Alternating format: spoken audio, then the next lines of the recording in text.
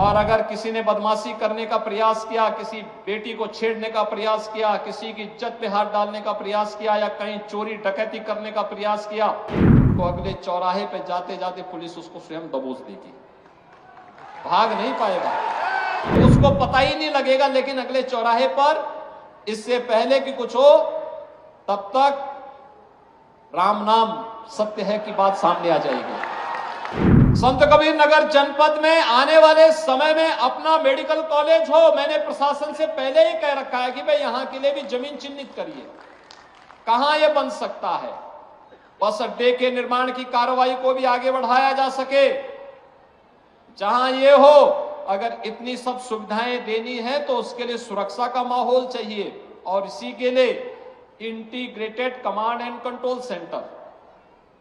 Integrated command and control centre, जहां पे एक ही जगह से बैठ करके, एक कमरे में बैठ करके पूरे नगर और जनपद के प्रमुख स्थानों की सीसीटीवी से एक एक जगह की जानकारी वहां पर कैद होती रहेगी, रिकॉर्ड भी होती रहेगी, लोग देखेंगे भी। और अगर किसी ने बदमाशी करने का प्रयास किया, किसी बेटी को छेड़ने का प्रयास किया, किसी की इज्जत पे हाथ डालने का प्रयास किया या कहीं चोरी डकैती करने का प्रयास किया,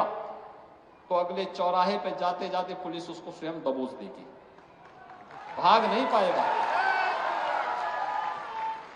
वो भाग नहीं पाएगा। एक जगह से सब कुछ वहीं से, उसको पता ही नहीं लगेगा। लेकिन अगले चौराहे पर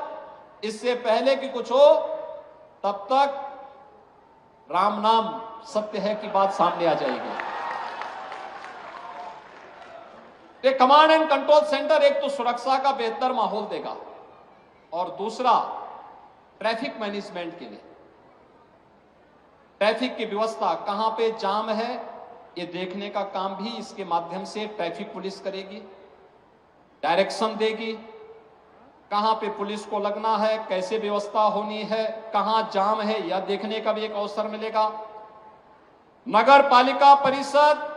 स्वच्छता के कार्यक्रम की मॉनिटरिंग भी इस ICCC से देख सकती है। और ठीक इसके साथ ही कोरोना कालखंड में integrated command and control centre की उपयोगिता आपने देखी होगी। कमांड यानी कोरोना कालखंड में हम लोग इसका उपयोग करते थे, एक एक गांव में स्क्रीनिंग करने की, एक एक गांव में क्या गतिविधियां चल रही इनको देखने की, हॉस्पिटल की व्यवस्था को संचालन करने की, वैक्सीनेशन के कार्यक्रम की, सैनिटाइजेशन के कार्यक्रम की और तमाम अन्य कार्यक्रमों को हम लोग लेकर के चलते थे। और आज ये सभी कार्यक्रम यहां पर मुझे बहुत अच्छा लगा कि संत कबीर नगर जनपद ने भी अपना ICCC बना दिया है और उसको व्यवस्थित तरीके से आगे बढ़ाने के लिए कार्य किया है। मैं इसके लिए यहां के जनप्रतिनिधियों को भी धन्यवाद दूंगा कि इन्होंने अपनी निधि का उपयोग भी ICCC बनाने में किया, और उसका परिणाम है कि एक सुरक्षित खलीलाबाद, सुरक्षित मगहर, सुरक्षित संत कबीर नगर, उनके प्रयासों से